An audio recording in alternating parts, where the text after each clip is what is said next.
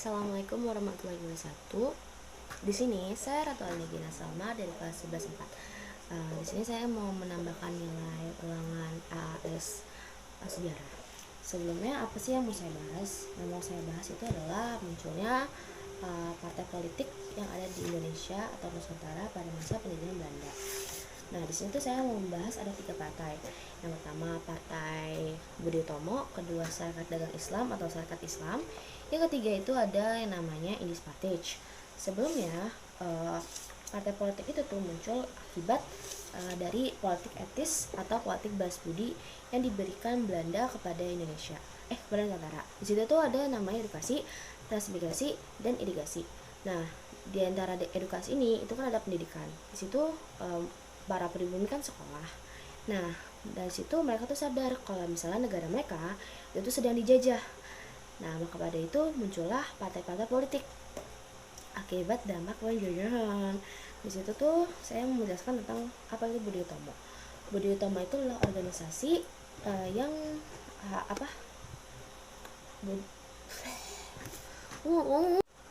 yang utama itu ada nama organisasi Budi Utomo.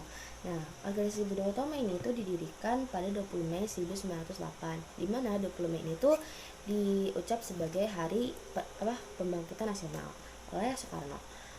Budi Utomo itu tuh banyak para pelajar dari Stavia yang di bawah pemimpinan Sutomo. Nah, di sini itu tuh berawal dari gagasan Dr. Wahidin Soedirohosodo yang menjadi tonggak awal kebangkitan Indonesia. Di situ Wahidin mengunjungi sekolah Stavia, terus dia tuh kayak menyuarakan gitu kayak mahasiswa untuk kayak membentuk organisasi. Nah, akhirnya Sutomo ini tuh tertarik dengan dia tersebut. Akhirnya dia ngajakin teman-temannya kayak pemuda-pemuda lain kayak ayo yuk bentuk suatu organisasi yang namanya adalah Budi Utomo.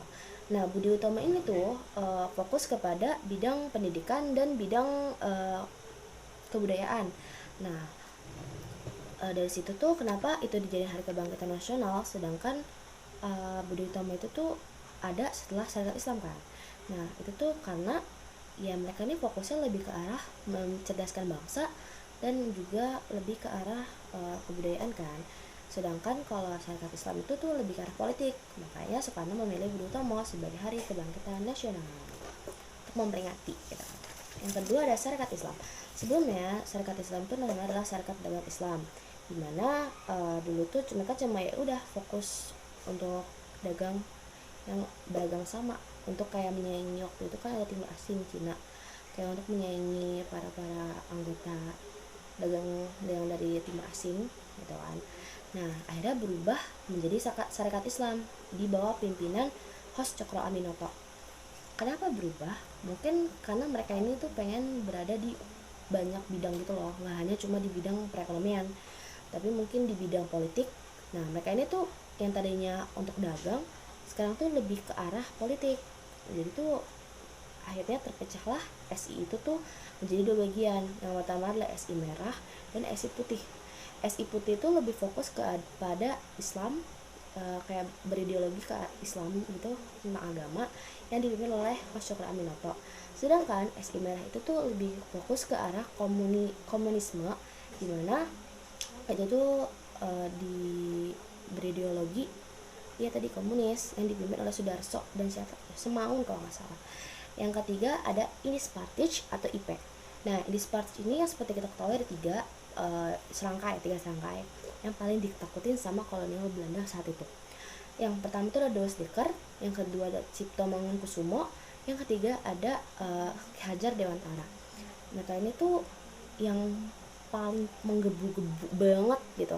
Nah, mereka ini didirikan 25 Desember 1912 di Bandung. Nah, karena mereka ini tuh kayak selalu menyuarakan kayak merdeka gitu, akhirnya nggak berlangsung lama, cuma 3 bulan gitu loh, kayak dikit banget kan. Itu akhirnya mereka dibubarkan oleh kolonial Belanda karena mereka tuh masih takut, karena mereka ini kayak menggebu-gebu banget kayak merdeka gitu. Akhirnya udah deh, dia cuma bertahan 3 bulan. Nah, ideologi IP adalah nasionalisme dengan tujuan mencapai kemerdekaan tanah air India dari pemerintahan kolonial. Nah, di situ tuh mungkin orang Belanda tuh takut ya, jadi dari situlah ya, mereka cuma bertahan 3 bulan. Mungkin sekian dari saya, karena cuma itu sih 3 ini. Semoga Bapak bisa mengerti maksud dan tujuan saya ya Pak, semoga.